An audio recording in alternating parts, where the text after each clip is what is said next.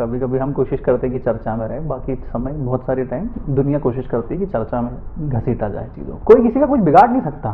सबको मैं आपको बना सकता हूँ, आप मुझे बना सकते हो, मैं आपका कुछ बिगाड़ नहीं सकता हूँ, या आप मेरा कुछ नहीं बिगाड़ सकते हो। इस दुनिया में आप किसी का कुछ बिगाड़ नहीं सकते हो।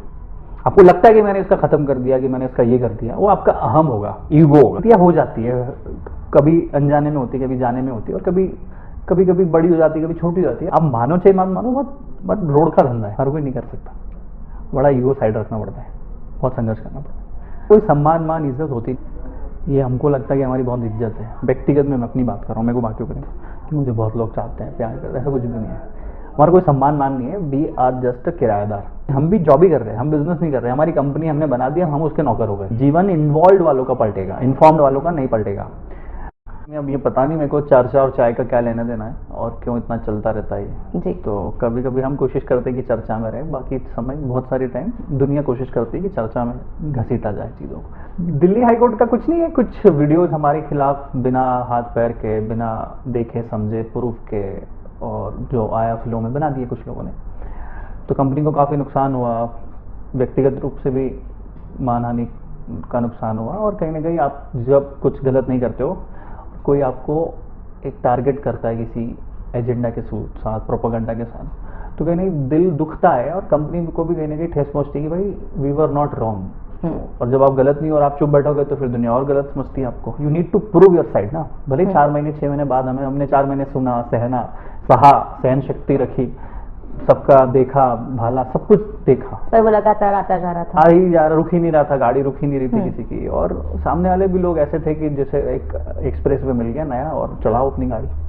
तो जो भी उनका उद्देश्य था उससे मेरे को कोई दुख नहीं है, बट परंतु कहीं ना कहीं समझना चाहिए कि क्या स्थिति होती है किसी के व्यापार की, व्यवसाय की, और किसी की व्यक्तिगत जीवन में भी। इतनी भी आप अंदर तक वो चीज़ें मत निकालो जो है भी नहीं।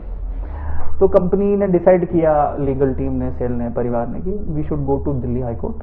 हम डिस्ट्रिक्ट कोर्ट गए इंदौर, तो वहाँ पे सुनवाई नहीं हुई। उनको थोड़ा लेट हो रहा था चीज़ें, फिर इंदौर हाई कोर्ट गए तो वहाँ पे भी चीज़ें थोड़ी सी देरी से हो रही थी। तो we move to Delhi high court और लीगल सेल ऑफ ये जो भी वीडियोस चल रहे हैं मार्केट में, दे वर ऑल फर्जी, they were all propaganda, they were all, जितनी भी इंफॉर्मेशन उसमें थी सब गलत थी।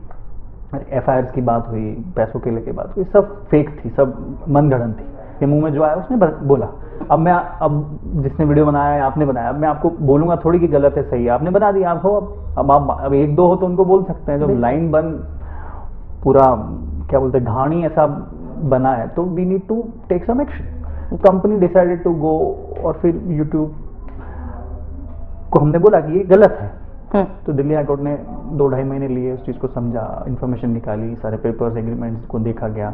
दूसरी इन्फॉर्मेशन जो मिस इन्फॉर्मेशन शेयर की गई थी FIRs के लिए, रिपोर्ट के लिए, पैसों के लिए, जो भी थी, तो वो दिल्ली हाईकोर्ट ने चेक करी। बोले nothing has been there, not a single FIR report is there, not a single laundering का या पैसों के लेके कोई लेन देन है जो ऐसा है। तो दिल्ली हाईकोर्ट ने उनसे पूछा जिन्होंने वीडियो बनाई कि ऐसा है क्या, आपके पास कोई प्रूफ है? बोले हमारे पास कोई प्रूफ नहीं, हमने बना दिए। तो Delhi high court told them to remove all those videos and it happened. तो हमने यूट्यूब को बोला कि भाई आपका प्लेटफॉर्म है, आप ध्यान रखो कि कोई भी कुछ भी बोलता है उसका ध्यान रखना चाहिए आपको। मुझे व्यक्तिगत रूप से किसी से कोई प्रॉब्लम नहीं है, पर कंपनी अपनी गति से चलती है। तो कंपनी किसी के परिवार, मतलब कंपनी के फाउंडर्स के द्वारा, उसके इन्वेस्टर्स के द्वारा, उसके एम्प्लॉय के द्वारा बनती है 5 सालों में, 7 सालों में। MBA चावला को भी 6-7 साल हो गया है। There is been a journey of from scratch. तो उसमें जब कुछ गलत होता है, जो गलत नहीं किया गया, तो you have to fight, otherwise people will think ये गलती होगा। We need to prove our side as well. अब आपने अभी मुझे गाली दे दी या कुछ बोल दिया और मैं अभी नहीं दे रहा हूँ इसका जवाब, इसका ये मतलब नहीं कि मैं गलत हूँ। I waited for long, patiently, company as a founder, हमने सबकी सुना, गलत भी सुना, सही भी सुना, सपोर्ट भी देखा, हमने अगेंस्ट भी देखा, सब कुछ देखा। तो इसमें हमारी सहन शक्ति आती है कि हमने सुना, सहना, समझा, फिर हम गलत नहीं थे तो हम गए। और दिल्ली हाईकोर्ट ने बोला मैं तो, चलो मैं गलत हो सकता हूँ, दिल्ली हाईकोर्ट तो गलत नहीं हो सकता। उन्होंने बोला गलत वीडियो, नॉट अ सिंगल, किसी ने प्रूफ नहीं किया कि हमने जो वीडियो बनाया है वो सही है। There were not a single FIR against us, that's what I am telling you. कुछ था ही नहीं, एक प्रोपेगेंडा बनाया गया, एक एजेंडा बनाया गया कि कैसे किसी की ब्रांड को, इमेज को टार्निश किया जाए, कैसे ब्रांड की कंपनी, जो कंपनी है उसको ऐसा दिखाया जाए कि वो गलत कर रहे हैं, दिस एंड दैट। इसे इन्फॉर्मेशन डाली गई जिससे देश के लोग घबरा जाए कि ऐसा कर दिया, ये FIR हो गई, इतना पैसा हो गया, वो हो गया।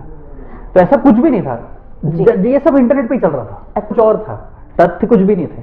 आपने ओयो का नाम सुना है, उबर का नाम सुना है? वो क्या करते हैं, आपका होटल है, ओयो आपको ब्रांड नेम देता है, स्ट्रक्चर देता है, टेक्नोलॉजी देता है, सपोर्ट देता है।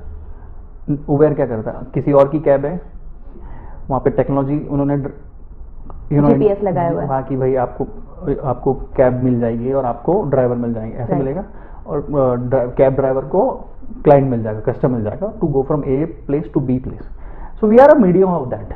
You want to go into restaurant cafe business, you don't have an experience, we will give you a whole guidance, structure, process, system, tech and a brand name. So we give them a hoarding, we give them a brand name and a process and everything. Rest they have to decide whether how much invest they want to do, छोटा बड़ा open, or it's their choices.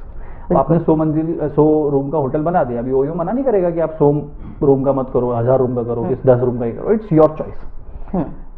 आपका जैसा will है, आपका जैसा capacity है, investment है, आपका जैसा पेशेंस लेवल, उस हिसाब से आपका वो डिसीजन है, इट्स नॉट अवर डिसीजन। वो जो सेटअप है उसमें जो आपकी ऐसा नहीं है, इट इज ऐसा नहीं है, ये कुछ का प्रॉब्लम है, बाकी everything is hundreds of outlets are running very successful across. It's a game of patience and perseverance, it's a patience game. आज सैटरडे संडे के दिन भी हमारे रेस्टोरेंट की दुनिया की छुट्टी नहीं होती है, आपकी छुट्टी हमारा काम बढ़ जाता है, तो ये थोड़ा आपको सेक्रीफाइस करने पड़ते हैं, and it's a long term game. That's why we do an agreement of 5 years। कितने साल का? 5 years of agreement। 5 years। It is not an agreement of 5 months or a year or a 2 year, correct? It's a 5-year long game। So sometimes it's to get the ROI, to get everything, to get the business on track, it takes years। It's not a shortcut game to do everything to run that show। We are a medium। No, they are doing very well। कुछ के साथ problem है, rest of people are very supportive, they are with us, they are working, they have been pillar की तरह हमारे साथ खड़े भी रहे इस पूरे घटना में, तो they have been very strongly standing with us from scratch, from day first. So they are working hard, they are making money, they are creating jobs, they are getting famous in their cities and they are doing very well। इसलिए मतलब परेशानी तो आती है, उस आपको थोड़ा परेशान करती भी है और चिंतित करती है, भयभीत करती है। तो सबसे ज्यादा क्या सहारा देता है कंपनी के लोगों ने सहारा दिया, बाकी के जो हमारे बिजनेस पार्टनर, फ्रेंचाइजी पार्टनर, उन्होंने बहुत सपोर्ट किया, वो खड़े रहे, उन्होंने बातें करी, बोले हो जाएगा ठीक, हम हैं आपके साथ, उन्होंने पॉजिटिव वीडियोस बनाए, सब चीज़ें हुई। और लगभग कई मित्रों ने, एम्प्लॉयज़ ने खूब सपोर्ट किया, और इंडस्ट्री के लोगों ने फ़ोन किए, बिजनेसमैनों ने बताया कि सब होता है, चलते हैं, लोग आगे पीछे आपको परेशान करेंगे तो आप मजबूत रहो और आगे बढ़ो। ये टेम्प्रेरी फेस है और हर किसी के लाइफ में और व्यापार की लाइफ में आता है। आप मजबूती से खड़े रहो, गिव अप मत करो, भले धीरे धीरे गाड़ी चल रही है, रेंज की गाड़ी चला रही, पर चलाओ। किसी दिन आपको एक नीचे रड़क मिलेगी, क्या बोलते हैं उसको, स्लोप मिलेगा, आप तेज पकड़ लोगे या डीजल भरा जाएगा आपकी गाड़ी में, गाड़ी ठीक हो जाएगी तो वापस तेज दौड़ने लग जाएगी। तो जिस हिसाब से आप अच्छे समय में बड़े इंप्रेस हो जाते हो या बड़े स्मार्ट होते हो, तो बुरे समय में भी एटलीस्ट अपने संभल बांध के रखो, क्योंकि पासा कभी भी पलट सकता है किसी का। समय बुरा भी बहुत लंबा नहीं टिकता और अच्छा भी बहुत लंबा नहीं टिकता। तो जो लोग टेम्पररी सिचुएशन को देख के परमानेंट डिसीजन ले लेते हैं किसी के साथ, या व्यवहार बदल लेते हैं या कुछ कर लेते हैं, उनका व्यवहार होता है, सबका अपना अपना व्यक्तिगत व्यवहार होता है, तो वो भूलता नहीं है ना कोई आदमी। तो कभी भी किसी का समय टेम्पररी होता है, किसी का परमानेंट खराब नहीं होता, ना परमानेंट अच्छा होता है। समय बड़ा बलवान, ऐसा बोलते हैं ना। ये सबक आपने सीखा, पहले भी पता था, घर वालों की धर्म से जुड़ा हुआ, तो अच्छे अच्छे गुरुओं को सुना, तो उन्होंने भी यही बोला। अब बीती पहली बार है, बीती पे कोई टिस नहीं, कोई वो नहीं है, किसी से कोई लड़ाई दुश्मनी, कोई ग्रज कुछ नहीं। देखो यार, तारीफ करी तो सुनी, तो अगर ये हुआ तो इसको भी देखेंगे, झेलेंगे, समझेंगे, आगे बढ़ेंगे, सब अपने। और देखो, आप कोई किसी का कुछ बिगाड़ नहीं सकता, सबको मैं आपको बना सकता हूँ, आप मुझे बना सकते हो, मैं आपका कुछ बिगाड़ नहीं सकता हूँ, या आप मेरा कुछ नहीं बिगाड़ सकते हो। इस दुनिया में आप किसी का कुछ बिगाड़ नहीं सकते हो। आपको लगता है कि मैंने इसका खत्म कर दिया, कि मैंने इसका ये कर दिया, वो आपका अहम होगा, ईगो होगा, वो एक फेज आता है किसी की लाइफ में। तो ये ग्रज कोई और पाल के बैठा, हम तो नहीं पाल के बैठे। मानव जीवन है हमारा, गलतियां हो जाती है, कभी अनजाने में होती है, कभी जाने में होती है, और कभी बड़ी हो जाती है, कभी छोटी हो जाती है, and it happens, this is what life is. गलती का आप नाम ले रहे हैं, जब ऐसी कोई गलती होती है तो आप उसको किस तरह से देखते हैं, क्या विचार करते हैं? Every mistake is a lesson, and mistake को रिपीट मत करो। बस आप 65 में जाकर के सफल हो, कोई दिक्कत नहीं, 70 में सफल हो, 55 में सफल हो सकता है 55 की सफलता आपको ज्यादा सेटिस्फाई करे, हो सकता है 55 की सफलता आपको नहीं, आपकी आने वाली 4 जनरेशन को तार दे। आप 25 में खुश हो गए, 30 में खुश हो गए, 35 में खुश हो गए, मैं नहीं बोल रहा हूँ गलत क्या सही क्या है। देखो, in life nothing is right, nothing is wrong, everything is right, everything is wrong. दुनिया में और जिंदगी में कुछ भी गलत नहीं है, कुछ भी सही नहीं है, सब कुछ सही और सब कुछ गलत है। हम कैसे उसको देखते हैं, स्थिति परिस्थितियां कैसी है और हम उस समय उसको कैसे पीते हैं, अच्छाई को भी और बुराई को भी, वो परिस्थिति निकल के आती है। और कभी कभी हमें लगता है कि आज सही है, हो सकता है 3 दिन बाद गलत हो जाए, और आज गलत है और 4 महीने बाद सही हो जाए। तो वो घटनाक्रम हुआ था, हमें लगा बहुत गलत हो गया, ये हो गया, ऐसा कर दिया, पर आज हो सकता है कि यार वो अच्छा हुआ, ये हो गया तो इससे हो गया। यू टू टेक गुड, देखो remember the good, forget the bad things. गुरु थे, उनके कुछ शिष्यों को उन्होंने टास्क दिया कि आपसे जो जो ईर्ष्या करता है, जो आपसे जेलिसी करता है, जो आपका दुश्मन है, जो आपसे लड़ता है, जो आपको गाली देता है, जो जो आपको मिले पूरे गुरुकुल में, अगर जैसे आप मिले, गरिमा जी आपसे ईर्ष्या करती है अगर मुझसे, तो आप एक आलू अपनी एक थैली में रख लेना। तो आपको जितने जितने मिलते जाए इतने उतने आलू अपनी थैली में रख के वो थैली हमेशा अपने पास रखना अगले 1 हफ्ते तक। ईर्ष्या वालों की, जैसे आपने ईर्ष्या करी, गाली दी, आपने बुराई करी, तो आप 1 आलू रख लो गरिमा जी का। फिर ये आया, इसने कुछ ईर्ष्या करी, गाली दिया, गलत शब्द बोला, कमेंट मारी, 1 आलू रख लो। ऐसे 7 दिनों के बाद 100-150 आलू, मतलब 5-6 किलो का भार उन बच्चों पे हो जाता है। तो गुरुजी ने क्या बोला था कि ये जो आलू है ये हमेशा अपने साथ रखना 24 घंटे, सो तो आपके साथ, नहाओ तो आपके साथ, पढ़ो तो आपके साथ। तो बड़े बच्चे परेशान हो गए, 2-3-4 दिन वो संडे का 7वें दिन का इंतजार कर रहे थे। तो फिर गुरुजी के दिन जाते, क्लास जाते 7 दिन के बाद, तो गुरुजी बोलते कि अब एक काम करो, आलू को इधर साइड में रख दो। तो बड़े गहरी सांस लेते हैं, बड़े मजा आ जाता है कि गुरुजी बहुत अच्छा करा आपने, ये आपने टेंशन हमारा उतार दिया। तो जीवन में ये भी चीज है, वो आलू की तरह के ढेर की तरह है कि आपको गाली दे रहे हो, आप टेंशन ले रहे हो, क्या ढो रहे हो आप उसको, क्यों ढो रहे हो आप? जिसको गाली देनी थी वो उसके अंदर जो है वो देगा ना। आपके अंदर अच्छी बातें, आप अच्छी बातें करोगे, आपके अंदर गाली भरी हुई आप गाली, आपके अंदर फ्रस्ट्रेशन भरा है आप बाहर निकालोगे, आपके अंदर जो भरा है, जो रोष भरा है, जो भी है मुझे नहीं पता, वो आप वही आप निकालोगे। Good ideas in, good ideas out, bad ideas in, bad ideas out. तो गुरुजी की कहानी बहुत अच्छा इंप्रेस करती है मुझे कि किसी की टेंशन लेके, ढोल लेके मत चलो। खुद का टेंशन रखो, व्यापार का टेंशन रखो, परिवार का टेंशन रखो, क्योंकि वो टेंशन आपको तरक्की देगा। तो किसी और थर्ड पर्सन का टेंशन जाकर लेना नहीं। एक टर्म अक्सर हम सुनते हैं, एक्सपोज्ड, है ना, उजागर हो गया, सामने आ गया, पर्दाफाश हो गया। तो जो हमारी नई पीढ़ी है ये आजकल ऐसे लोगों को फॉलो करती है, कई लोगों को देखती है, प्रेरणा की तरह लेती है, और अचानक से एक दिन वो आदमी एक्सपोज्ड हो जाता है। तो हमारे जो युवा हैं वो किसे देखेंगे फिर, और वो क्या मार्गदर्शन लेंगे ऐसे? यही तो सवाल अभी कुछ दिनों पहले भी मैं अपने फ्रेंड्स के साथ डिस्कस कर रहा था, they were telling the same thing. हर चीज को एक्सपोज कर दिया गया, हर चीज का पर्दाफाश कर चुका है। पॉलिटिशियंस खराब, बिजनेसमैन खराब, शार्क खराब, वो शो खराब, एंटरप्रेन्योर खराब, यूट्यूब पे जो वीडियो बनाते हैं वो खराब, आप खराब, मैं खराब, सब खराब। तो आने वाली जनरेशन जो आपको और मेरे को मानती है ऐसा बनना चाहिए या जो भी बनना चाहिए, वो फिर बनेगी क्या? उसके मन में तो शंका का बीज रोपण हो गया कि भाई ये भी खराब, ये भी खराब, ये भी खराब, तो मैं कुछ बनूँ ही ना। और अगर हम लोग इतने ही हमारी असफलताओं के चक्कर में, हमारी विफलताओं के चक्कर में हम किसी और को विफल या असफल होते देख के खुश हो रहे हैं, तो इससे बड़ा दुर्भाग्य क्या हो सकता है? जैसे कहीं किसी कारण से मैं कहीं कुछ नहीं पा पाया या कुछ नहीं कर पा रहा हूँ, या मुझे नहीं करना है, किसी कारण से कुछ होगा, तो अब मेरे दुख के तो मेरे को पड़ी नहीं है, पर सामने वाला गिर गया या सामने वाला एक्सपोज हो गया, जिसका सत्य से कोई आधार निराधार है, वो पूरा उसमें खुशी मिल रही है। तो मैं जीवन में हमेशा बोलता हूँ मेरे बहुत क्लोज लोगों को कि जीवन में इतना कुछ कर लेना कि आपका दिन और आपकी दिन रात की खुशियों का कारण किसी और की असफलता ना रहे। आपको जो खुशी का कारण इतना कमा लेना कि आपके पास आपकी खुशी हो, कमाई की हो, जॉब देने की हो, परिवार की हो, दान देने की हो, यात्रा करने की हो, ये खुशियां होती है ना, खुशी के लिए करता है। तो एटलीस्ट इतना कमा लेना, इतना कुछ कर लेना कि इन वजह से आप खुश हो अपने जीवन में, ना कि किसी को ताने मार के, किसी को गाली दे के उससे खुश हो। हमने बातचीत की शुरुआत में इंटरनेट की बात की थी, मोटिवेशन की बात की थी, अभी हम युवाओं की बात कर रहे हैं। आज अगर हम देखें तो इंटरनेट पे भरपल्ले के मोटिवेशनल वीडियोस हैं, ढेर सारे मोटिवेशनल वीडियोस हैं जिन्हें हमारे युवा देखते हैं। कितने मोटिवेट होते हैं तो पता नहीं, पर इन्फ्लुएंस जरूर होते हैं। ऐसे में जब एक 18 साल, 22 साल, 25 साल का युवा एक सफल व्यक्ति को देखता है तो उसके दिमाग में ख्याल आता है कि ये मेरा आदर्श है, जो वो कहता है वो उसका आदर्श वाक्य हो जाता है। मुझे ये बताइए कि इस तरह के जो खालिस मोटिवेशनल वीडियोस हैं उन्हें देखकर व्यक्तित्व निर्माण हो सकता है या कोई सफलता पा सकता है? देखिए, पहली बात तो मैं पहले आपके सवाल का उत्तर दूंगा कि मोटिवेशनल या ये इंस्पिरेशनल स्पीकर बहुत हो गए। मुझे बताइए इसके अलावा क्या नहीं ज़्यादा हुआ है? क्या डांसर्स नहीं हो गए ज़्यादा? क्या फैशन डिजाइनर्स नहीं हुए? क्या स्पोर्ट्स वाले लोग नहीं हुए? एक्सरसाइज जिम वाले नहीं हो गए? कौन से नहीं हुए? इंटरनेट से हर चीज़ 200 गुना 1000 गुना बढ़ गई है। अब मेकअप आर्टिस्ट आप सर्च कीजिए, makeup artist hashtag 1 million 2 million 4 million post आएगी। जिम हैशटैग कीजिए 25 मिलियन पोस्ट आएगी। Motivation, inspiration, girls, boys, politicians, cricketer, जो डालोगे हर चीज एक बहुत हो गई है। क्योंकि आप दिन में 100 रील देख रहे हो, 25 वीडियो देख रहे हो, 50 पोस्टें देख रहे हो, तो किसकी है? इर्द गिर्द टॉपिक वही 15-20 है, उसी में उसका परमुटेशन कॉम्बिनेशन हो रहा है। रही बात कर्म का हल लगेगा, हल मतलब वो कल्टीवेशन वाला हल जो खेतों में बैलों के से यूज होता है, तो आपका मोटिवेशन भी काम आएगा, आपका जिम भी काम आएगा। वीडियो से कोई आज तक किसी का कुछ नहीं हुआ है।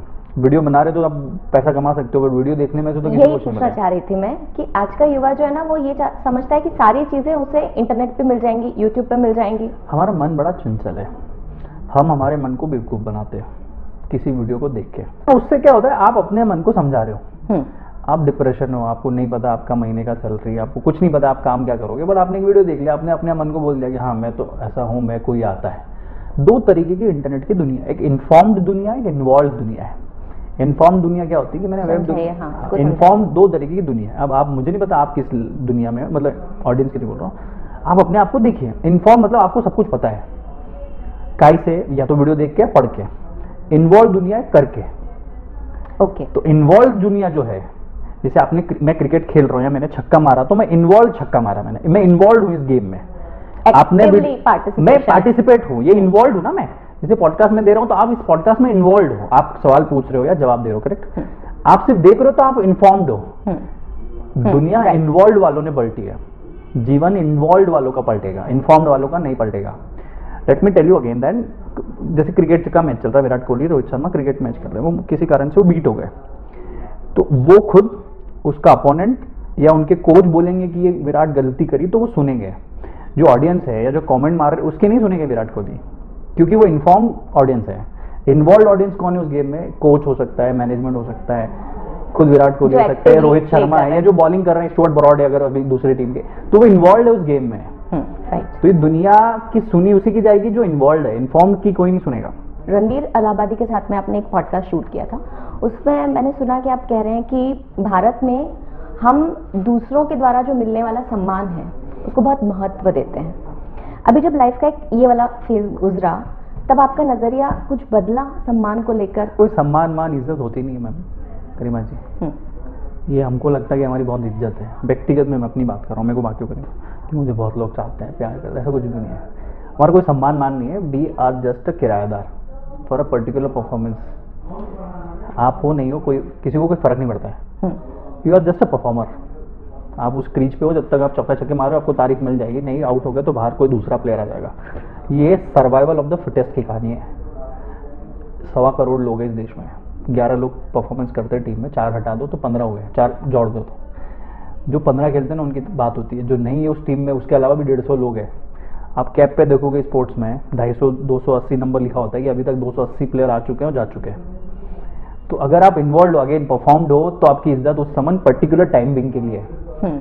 चूंकि अब इंटरनेट की वजह से हर एक आदमी के, आपके पहले कनेक्शन 10 साल पहले कितने होंगे? 50, 60, 100, 200। आज आपके शायद 5000 लोगों को आप जानते होंगे, आपको कोई जानता होगा, 5000 तो मिनिमम होंगे फॉलो करने वाला। आप, मेरे को लगता है 5000 लोगों को व्यक्तिगत रूप से जानते होंगे, 50 इन्फ्लुएंसर मोटिवेशनल को जानते होंगे, 550 क्रिकेटर को जानते होंगे, 50 एक्टर्स को जानते, पहले नहीं था। और आपके पास टाइम पहले भी 24 घंटे था, आज भी 24 घंटे। अब आप किसी एक को सम्मान देने के लिए कितना टाइम दोगे? 2 minute, 1 minute, 30 second. So it's an artificially created मान सम्मान की दुनिया। So I don't much believe in this कि आपका बहुत मान सम्मान होता है, यू नो। आप काम करते जाओगे, आपके काम का सम्मान है, आपका कोई सम्मान नहीं है। ये तो आपका नजरिया हुआ सम्मान को लेकर, लोगों के नजरिए में कोई बदलाव महसूस करते हैं? नहीं, मुझे तो नहीं लगता ऐसा, क्योंकि मैं फिर से बोल रहा हूँ, इंटरनेट की दुनिया अलग है, ऑफलाइन दुनिया अलग है। जब कोई किसी से मिलता है तो उसको अलग पर्सपेक्टिव ऑफ लाइफ किसी का पता चलता है। जैसे मैं आपको इंटरनेट पे देख के समझूं कि आप ये हो, जब मैं आपसे मिलता हूँ तो आप अलग पर्सन मिलते हैं। तो जब कोई मुझसे बात भी करता है तो they talk well, they do respect and everything happens. ऐसे मान सकते हैं क्या कि वर्चुअल वर्ल्ड के प्रफुल्ल बिल्लौरे अलग हैं और रियल वर्ल्ड? मैं तो वही हूँ, पर चूंकि वहां पे इन्वॉल्वमेंट नहीं है, गाली देके भी चले जाऊंगा तो मैं आपको देख नहीं सकता, पकड़ नहीं सकता। यहाँ पे मैं आपको गाली नहीं दे सकता या तारीफ ही करनी पड़ेगी, या सामने हो गए, आसपास रहोगे तो अच्छी बातें निकलेगी। और मैं वही बोल रहा हूँ, internet is a different place, it is a game all together, you can not control.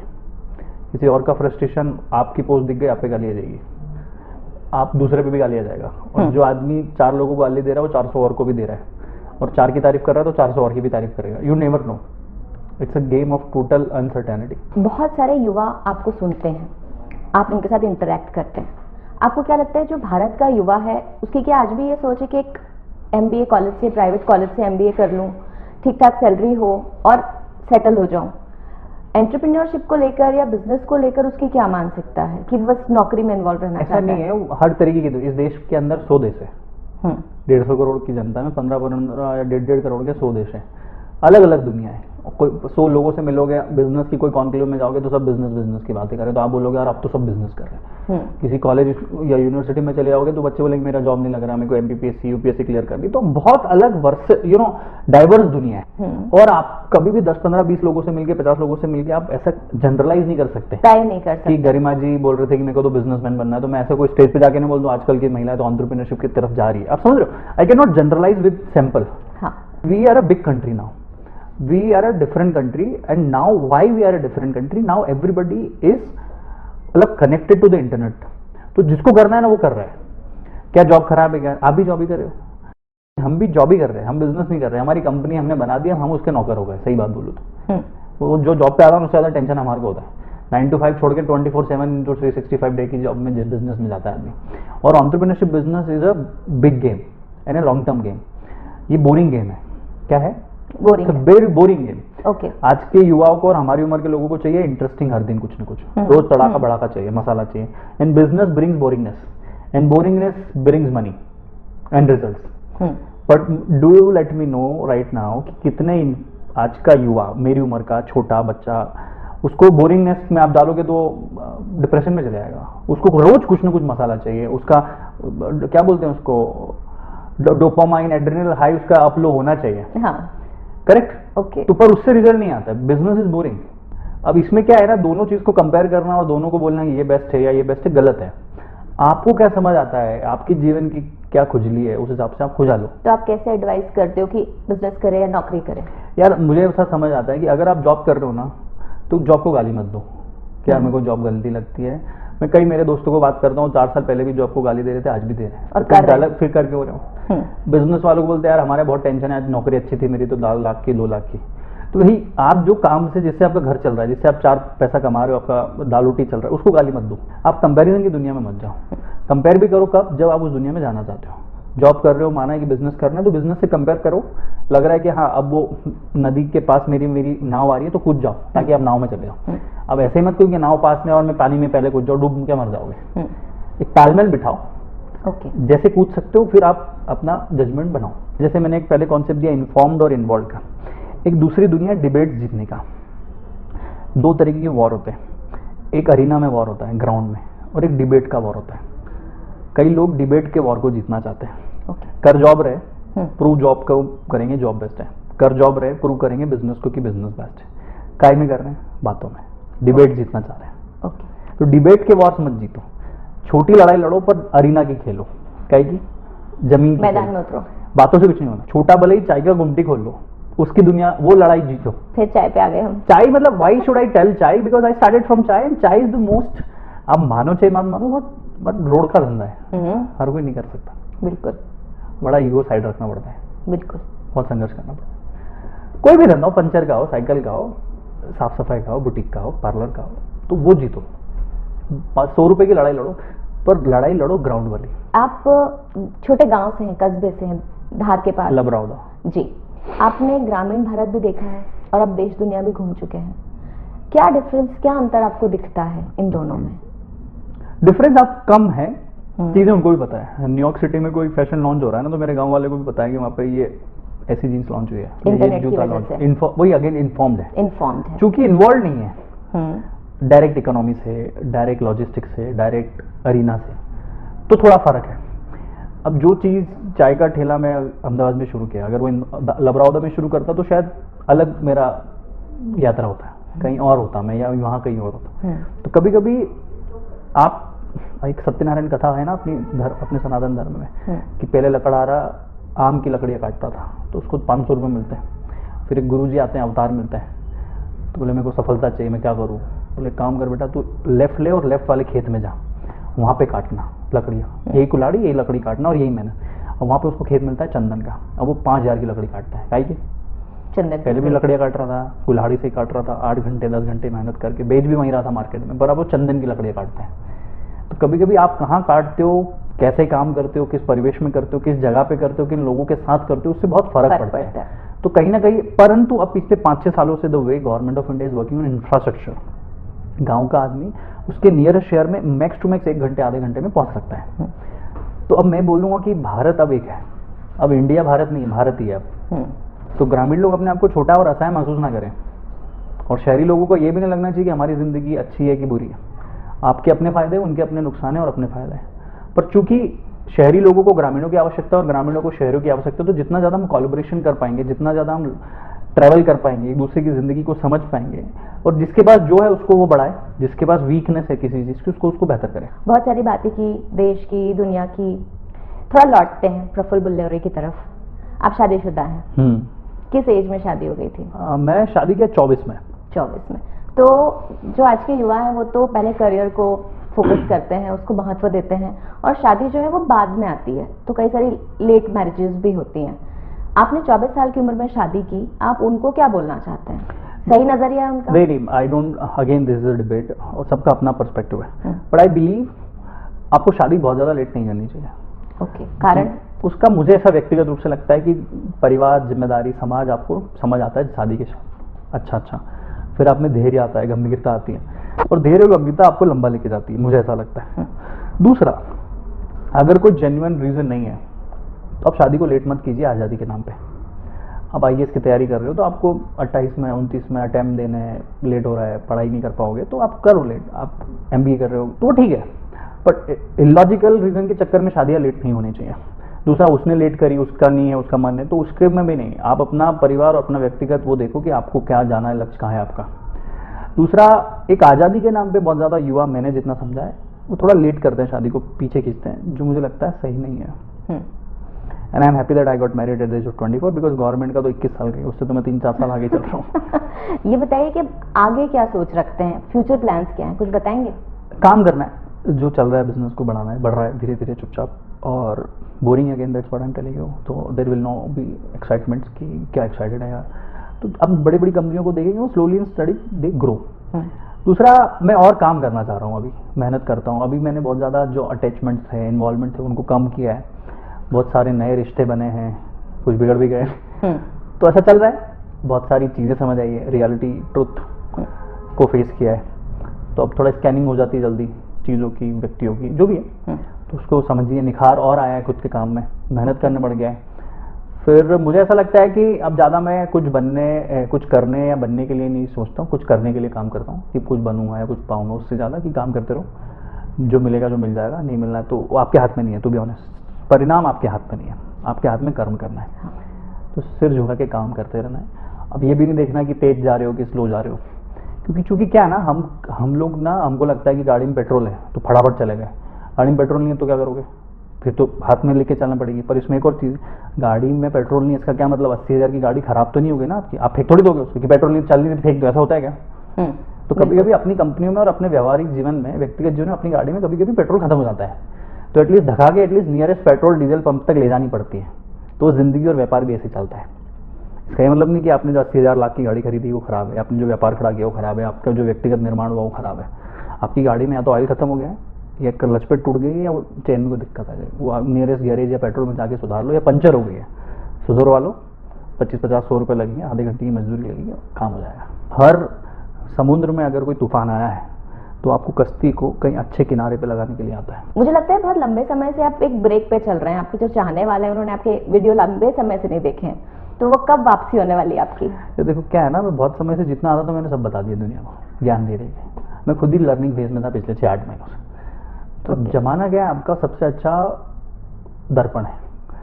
अच्छा होगा तो अच्छा बता देगा, कुछ गलत हुआ आप में तो आपको बता देगा कि शक्कर कम है, शक्कर ज़्यादा है, खट्टा है, नमक कम है, सोचा सब्जी में बता देते। तो जनता ने बताया कि और पढ़ने की ज़रूरत है। तो पिछले 6-8 महीनों से मैं बहुत पढ़ रहा हूँ। मैंने बहुत ट्रैवल किया है, 4 धामों की यात्रा करी, पूरा भारत ट्रैवल किया, अमेरिका गया, मिडिल ईस्ट कंट्रीज घूम के आया। तो बहुत ज़्यादा अनुभव मेरे पास आ गए हैं, नए नए लोगों से मिला, नई बहुत सारी किताबें पढ़ी। तो पढ़ने के बाद, और अभी कंटिन्यूसली पढ़ भी रहा हूँ, तो एक नए ट्रांजेक्शन पे मैं जा रहा हूँ, क्या बोलते हैं उसको, ट्रांजिट पे। जी। तो अब मेरे वीडियोस एक्टिवली आप लोग यूट्यूब और इंस्टाग्राम पे देख सकते हो। तो जो आपके चाहने वाले हैं या जो जनता है, उनकी बातों को या उनके विचारों को आप महत्व देते हैं? क्यों नहीं देते, उन्हीं से तो मैं हूँ भैया, कौन जानता था मुझे। और थोड़ा बहुत मुझे हेट देते हैं, पर वो आगे पीछे प्यार भी बहुत देते हैं, और आगे पीछे कहीं ना कहीं रोड पर टकरा जाएंगे तो गाड़ी में बैठ भी जाएंगे हमारी, या मैं उनकी गाड़ी में बैठ जाऊँगा। तो प्रफुल्ल बिल्लोरे, कोई जो इतनी सारी बीच में जो चीजें हुई, उतार चढ़ाव आए, इनसे कोई शिकायत नहीं है? कोई बात नहीं, सब everything is part of life and be thankful to it. तारीफ सुनी है तो थोड़ा बहुत गाली भी सुनेंगे, और गाली खाद का काम करती है, और आपके जीवन के पौधों को खाद की बहुत आवश्यकता है। प्रफुल्ल, आज आप वेब दुनिया पॉडकास्ट पे आए, हमसे इतनी सारी बातें की, हमने आपका नजरिया सुना। मुझे उम्मीद है कि लोग आपको सुनेंगे और आपका नजरिया जानने की कोशिश करेंगे। बहुत बहुत धन्यवाद। Thank you very much for inviting me.